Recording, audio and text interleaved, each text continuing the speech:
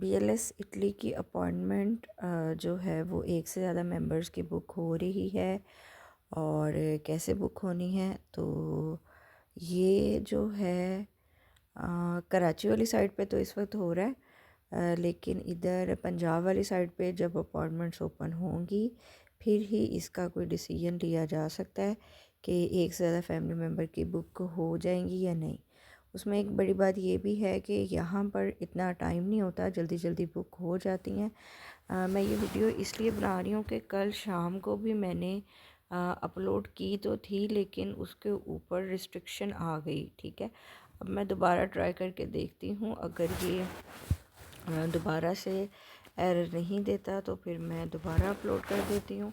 Privacy आ जाती है उसके ऊपर, तो मैं कोशिश करती हूँ कि मैं वही कंटेंट डालूँ जिस पर वो मुझे प्राइवेसी का और उसका ना बोले। खैर ये देखें, ये हमने लोकेशन पे आ गए। हमारी लोकेशन मैंने कराची सेलेक्ट की है। फिर हमने वीज़ा टाइप कर ली सिलेक्ट, नेशनल वीज़ा। हम जो फैमिली वाले हैं उनका नेशनल वीज़ा ही होता है। ठीक है, जो वर्क वाले हैं उनका भी नेशनल होता है। जो बिज़नेस टूर ये वो उनका शेंजन होता है। और जो लीगलाइजेशन है वो हमें यहाँ से ज़रूरत नहीं पड़ती, इसलिए हमने नहीं सेलेक्ट करना। फिर यहाँ पर हमारा वीज़ा टाइप ये देखें, यहाँ पे हम फैमिली रियूनियन सेलेक्ट करेंगे, अपॉइंटमेंट कैटेगरी नॉर्मल। और जब मैंने यहाँ पर फैमिली सेलेक्ट करना है तो उसने मुझे नोटिफिकेशन देना है कि आपके जितने भी आप फैमिली मेम्बर हैं उनका सर नेम सेम होना चाहिए, मतलब father name, husband name same होना चाहिए।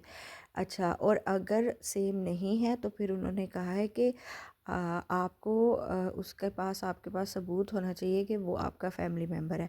अगर आपकी वालदा हैं, अगर आपकी सास हैं, या आप के बहन भाई हैं, तो ज़ाहिर बात है आपके पास FRC होगा सबूत के लिए, तो उसका मसला नहीं है। ठीक है, तो फिर उन्होंने कहा है कि अगर आपका वैलिड रिलेशनशिप अप्रूव नहीं होता तो जो मेन एप्लीकेंट है, मेन एप्लीकेंट ये कि आपने अगर माँ है, 7, 3 या 4 बच्चे हैं तो माँ के नाम से आईडी से आप बुक कर सकते हैं।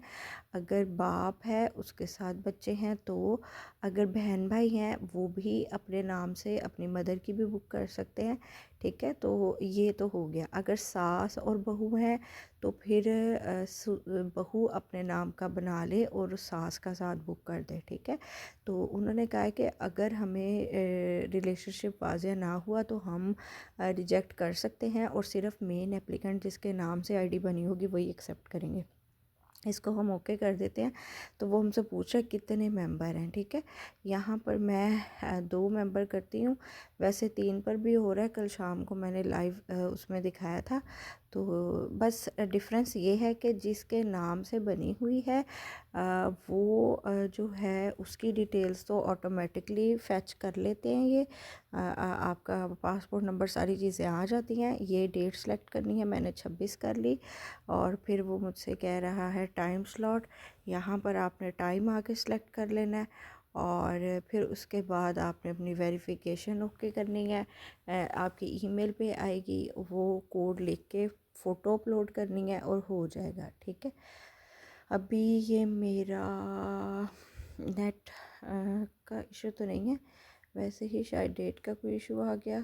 कोई बात नहीं, हम दोबारा से कर लेते हैं सेम प्रोसीजर।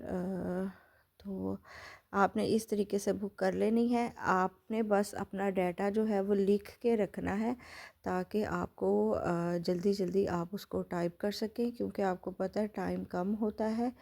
और जल्दी जल्दी में इतना टाइम नहीं होता कि आप उसी वक्त अपना जो है वो चीज़ें निकाल के देख रहे हो। ठीक है, कि ये मेरा पासपोर्ट नंबर ये ऐसे ये ऐसे। तो ये वीज़ा टाइप मैंने फैमिली रियूनियन सेलेक्ट कर दी, ये देखिए। अभी मैं डेट कोई और सेलेक्ट करके देखती हूँ। यहाँ पर मैंने 5 कर ली, तो ये देखिए मेरी डेट सेलेक्ट होगी। ये 5/3/2025। टाइम स्लॉट ये जो ग्रीन है ये टाइम स्लॉट ओके हैं, ये मैंने 12 12:30 कर ली। अब ये मेरा वेरिफिकेशन कोड जो है मेरा ईमेल पे चला गया। मैं ईमेल देखती हूँ, यहाँ पे वो पिक्चर अपलोड करने का कह रहे हैं, मैं एक पिक्चर अपलोड कर देती हूँ। मैं अब जल्दी जल्दी करूँगी क्योंकि फिर प्राइवेसी का इशू आ जाता है और फिर बड़ा मसला बनता है। कोई भी एक पिक्चर किसी की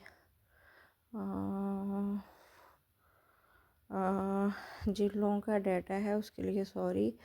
मैं कोशिश कर रही हूँ किसी का कोई डाटा ना जाए, बस मैं जल्दी जल्दी पिक्चर अपलोड कर दूँ। ये बच्चे की पिक्चर है, इसको अपलोड करके देखते हैं। हो गई, ठीक है। फिर ये ईमेल वेरीफाई करनी है। मैं ज़रा अपना मेल बॉक्स चेक करूँ। ये मुझे आई हुई है। क्या कोड आया है? 715606, ये मेरा कोड है। 715609, 715609, ठीक है। इसको मैंने वेरीफाई कर दिया, वेरीफाई अपॉइंटमेंट हो गया। इसके बाद बस मैंने जो पहला प्रोसीजर है वही सेम रिपीट करना है। यहाँ से हमने अब ये मैं कोई तीसरी चौथी दफ़ा अपलोड करने लगी हूँ, लेकिन मसला ये है कि वो प्राइवेसी दे के उसको हाइड कर देते हैं। बस फ़र्क ये है कि ये ऊपर फर्स्ट एप्लीकेंट की डिटेल्स है और नीचे सेकंड की। मैं सेकंड की आपको बता देती हूँ क्योंकि यहाँ पे कुछ भी नहीं लिखा हुआ, सिर्फ ये दो खाने पासपोर्ट डिटेल्स, पर्सनल डिटेल्स और पासपोर्ट डिटेल्स ये लाजमी फ़िल करनी है। बाकी सारी तीसरा चौथा पाँचवा छठवां सारे छोड़ देने आपने, ठीक है। कोई आपको वो डिटेल पुट करने की ज़रूरत नहीं है। सिर्फ यहाँ पर आपका जो है ना एप्लीकेंट सेलेक्ट करना है कि कौन से नंबर वाला है, वो उन्होंने खुद कर लेना है। फिर वो कह रिलेशनशिप विद प्राइमरी एप्लीकेंट, मतलब जिसके नाम से ये आईडी बनी हुई है उसके साथ क्या रिलेशन है। अगर माँ के नाम से बनी हुई है तो हम यहाँ पे लिखेंगे कि साथ हम बेटे की कर रहे हैं, बेटे की डॉटर, फादर, मदर, सिस्टर, सन, वाइफ, जो भी रिलेशनशिप होगा आप यहाँ पे क्लिक करके और वो रिलेशनशिप बताएंगे। फिर उसका first name, last name, current nationality जो भी है, जेंडर, ज़ाहिर बात है अनमैरिड होंगे, बच्चा मेल फीमेल आएगा, और मैरिटल स्टेटस में अनमैरिड आएगा, और नेशनैलिटी एट बर्थ पाकिस्तान है। ये सारी डिटेल्स आपने लिख के रखनी है। फ़र्स्ट पर्सन जिसके नाम से आईडी बनी हुई है उसका पासपोर्ट वगैरह क्योंकि उस पर बनी हुई है वो खुद ही ले लेगा।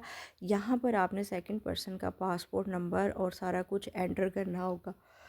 जैसे ही आप एंटर करेंगे आपने सबमिट पे क्लिक कर देना है। ये देखें अभी ये मुझे एरर दे रहा है, लेकिन जब आप सबमिट पे क्लिक करेंगे वो आपको बिलिंग का ऑप्शन देगा और आपने पेमेंट करके जो है वो अपना अपॉइंटमेंट ओके कर लेनी है, ठीक है। ये मैं अब वीडियो ख़त्म कर रही हूँ क्योंकि इस पर प्राइवेसी कंटेंट आ जाता है और फिर अभी इस पर भी पता नहीं क्या रिस्पॉन्स करते हैं। तो फिर इंशाल्लाह नेक्स्ट वीडियो में मैं आपको बाकी डिटेल्स बताऊँगी। शुक्रिया, अल्लाह हाफ़िज़।